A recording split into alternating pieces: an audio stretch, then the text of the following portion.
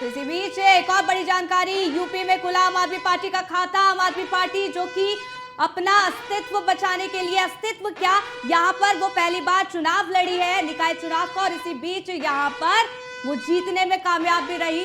UP में आम आदमी पार्टी का खाता खुला है।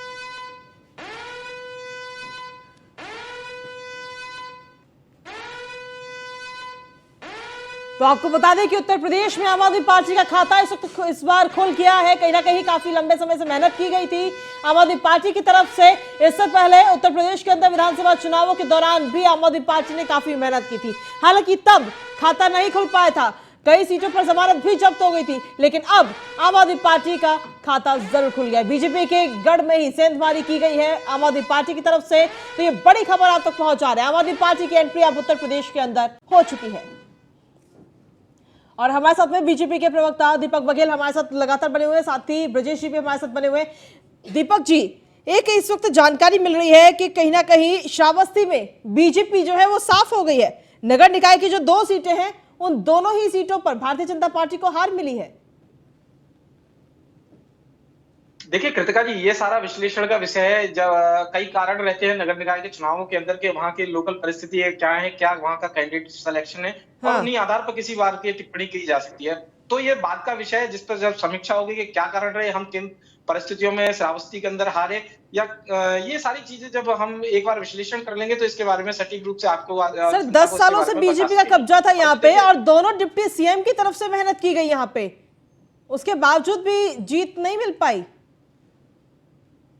कृतिका जी देखिए, दोनों डिप्टी सीएम ने तो पूरे प्रदेश भर के अंदर लगातार मेहनत की और जीतने का प्रयास किया है। मुख्यमंत्री जी ने भी किया और प्रदेश पदाधिकारियों ने भी किया है। देखिए, भारतीय जनता पार्टी का जो कार्यकर्ता है वो पूरे प्रदेश में जहां उसको दायित्व मिलता है वो वहां पर चुनाव लड़ाता है, और पूरे तन्मयता के साथ, पूरे मन के साथ, पूरे मनोयोग के साथ में चुनाव लड़ाता है और जीतने का प्रयास करता है। और कहीं ना कहीं देखिए, जनता का मन है, यही जब तो हम इसे लोकतंत्र का महापर्व कहते हैं, जहां जनता की बात चलती है, जहां जनादेश चलता है। अगर जनादेश के अंदर कहीं पर अगर जनता ने हमें नकारा है तो जाहिर सी बात है उसकी समीक्षा होगी, क्या कारण है उनके जानकारी होगी, उनके बारे में जाना जाएगा, और उसके बाद में जो समस्याएं उनका निराकरण करके फिर जनता के बीच में जाया जाएगा और फिर उनसे पुनः जन समर्थन मांगेंगे। और मुझे विश्वास है कि उत्तर प्रदेश की जनता भारतीय जनता पार्टी को अपना आशीर्वाद देने में कभी पीछे नहीं हटी। देखिए, उत्तर प्रदेश के जो यशस्वी मुख्यमंत्री योगी आदित्यनाथ जी हैं, वो जनता से सीधा जुड़ाव करते हैं, वो जनता के साथ में सद्भाव के साथ में उनके जो समस्याओं उनका निराकरण करते हैं, और उसी का कारण है कि आज देखिए भारतीय जनता पार्टी पूरे प्रदेश के अंदर मजबूती के साथ खड़ी है।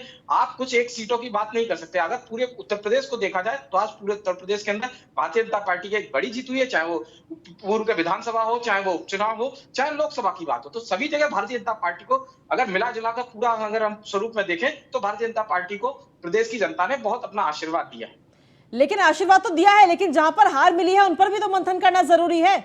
कहां कमी रह गई भारतीय जनता पार्टी की तरफ से? क्लीन स्वीप का दावा किया जा रहा था बीजेपी की तरफ से लगातार। खुद मुख्यमंत्री योगी आदित्यनाथ एक दिन में 4-4 जिलों में जाकर के जनसभाएं कर रहे थे, लेकिन उसके बावजूद भी अगर कुछ जगह पर हार मिलती है तो कहीं ना कहीं मंथन करने की बहुत ज्यादा आवश्यकता है।